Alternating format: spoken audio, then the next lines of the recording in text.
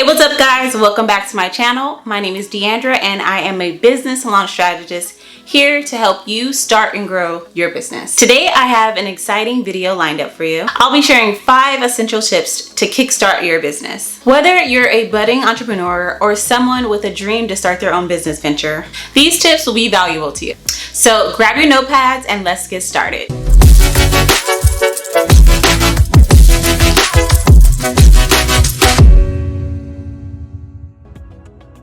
Alright guys, so we're gonna hop on in. So I know that it can be kind of tricky to figure out where to start with your business.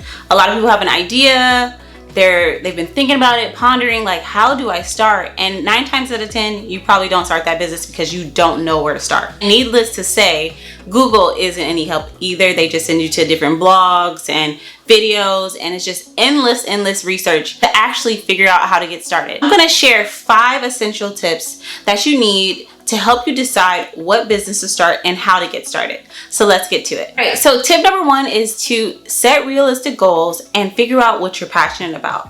I did create a video on how to find your passion here, but that is one of the key factors to figuring out what you want to do and how you're going to do it. A lot of people that they always say, I want to start a business, but I don't know where to start, or I want to start a business, but I don't know what kind. This is a time for you to actually dig deep and go within and figure out what you like, because that's when the business can actually thrive, because you are actually super passionate about it. So you're going to put your all into that business and learn the ins and outs of the business, so that when you are marketing your business and telling people about your business, there's passion and warmth behind you that really showcases that you love your business, and then you build a connection with your audience. That's all it is. And a lot of people are starting businesses and they have no connection to the business. So when it comes to selling the business or telling people about the business, it's kind of like there's a disconnect there. And it's just because you are disconnected with your business as well. Those get rich quick businesses that everybody promotes these days, but they don't last long. So if you want something long-term that has longevity, you're going to have to find passion in it. So then you can thrive and your business can grow to whatever you want it to be once you resonate with your business and it aligns with your goals. Number 2 is research different markets. I would say look at different industries. Do you like fitness? Do you like music, producing, the event industry, beauty industry? What do you really like? Like if you are a girl out there and you really love makeup and that is your thing, you have everything that Fenty dropped or whatever your favorite brand is, you know the ins and outs of the products, X, Y, and Z, then maybe the beauty industry is something you want to go with.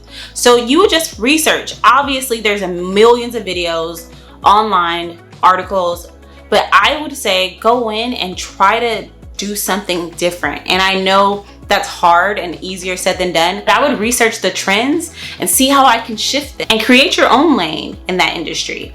You know, it's never too late to come up with something different. I feel like everyone's doing the same thing. So if you are that one person who comes out with something new and fresh, you got a market there, okay? I would research all of the trends and see what's going on, and then brainstorm on how I can come into this industry and put a fresh new look and change it up. Tip number 3 is to reach out to people who have a successful business in the field that you're interested in. Know that this can be tricky because obviously sometimes we are looking up to some top people in the industry, and probably if we send them an email, it's going to be like brushed to the side. But hey, I would still try my best and see if they have like any internships or a way you can get involved. Maybe they have programs that you can come and study and shadow someone that you're really interested in. And I know you want to start a business, but it's so much easier when you just get in there and learn the industry. Or you can just reach out to someone who's around you who has a small business, but they're more in the vicinity of your circle, that you can actually reach out to them and be like, hey, you know, I'm very interested in doing something similar to you. Is there any way we can connect and I can either shadow you? And with this too, it's a thin line. Be very respectful of people's time and what they do. I would say also throw in that you'll pay at cost for some things. Don't go in asking for free everything. Give me all your tools. Tell me everything and so I can start my business tomorrow. Because 9 times out of 10, a lot of successful people did a lot of work to get where they are, and they didn't have anyone who just handed everything to them on a platter. So they're not going to just hand you everything. But if they have like a mentorship program or any coaching programs within their business, I would say see if they are offering that. But at minimum, see if they have mentorship. And tip number 4 is to create a business plan. And I say this in all my videos, but you need a business plan so that you can lay out everything and have it in plain sight. It's just like your business Bible. You have it all set, you have it ready to go, and it's great for marketing.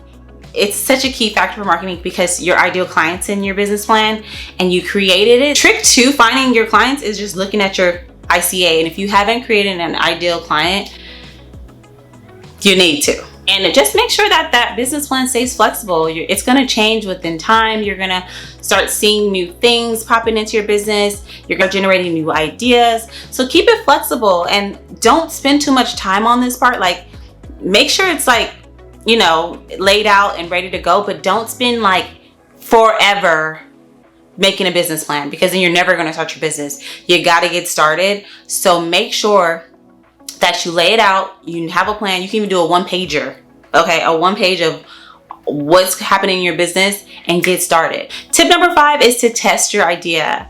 You know, you're gonna have to get it validated. See if people want your products, see if people want your services. Make sure it's something that is going to be beneficial for both sides. You don't wanna be starting and investing in this business and no one wants to buy your product. So make sure you do some research, have a proof of concept, have it set up so that you can share it with people and give them education on your products or your services. So then you can see if they're interested and if anyone wants to purchase it. When you do a testing phase with your business, this is so helpful because then you can get feedback and maybe you can tweak some things or tweak your messaging, tweak your branding a little bit so that you can attract those people that you really want. And doing all of these things, it sets you up for success. And I know it's tedious sometimes to have to do all of these things. Like, I have to test my product, I have to write a business plan, I have to do all these things. But yes, you do, because if you just go out there and you fail, sometimes people don't know how to get back up from that. And, you know, as an entrepreneur, it can be so hard and disheartening sometimes to do things, because it's like, am I going to fail in front of my friends and family and I'm going to look stupid? But you know what? If you fail, that's okay. And this is one reason I say to do like a validation and testing phase, because then you can kind of fail in front of the people you ask instead of making it worldwide and then it completely fails. You can do this with a small group and see how it goes, and then go from there. You have those market research groups where you go in and then you test out a product or watch this new TV that's coming out, which I did like years ago. That was really cool when flat screens were coming out. I got to see like one of the first. But when you get to test it out and get to see how people actually feel, you get to see how people actually react to your products, or get to see how people feel when they see your services, X, Y, and Z. Like, you gotta do all of those things so that you can then work off of those emotions that you see in your market research. It actually makes the entire process more fun, because once you see these reactions or you get this feedback, then you're like, oh, okay, perfect. Now I can just tweak this and then this person will love it. You know, it just gives you more room for growth. And I feel like feedback is just awesome. And there you have it, guys. These are my 5 tips to help you kickstart your business and help you decide where to start. There are so many places you can start, and if you use any of these tips within this video, you don't have to do them in order, like tip 1, 2, 3. Start with one of the tips, because any of the tips will help you get a start on your business.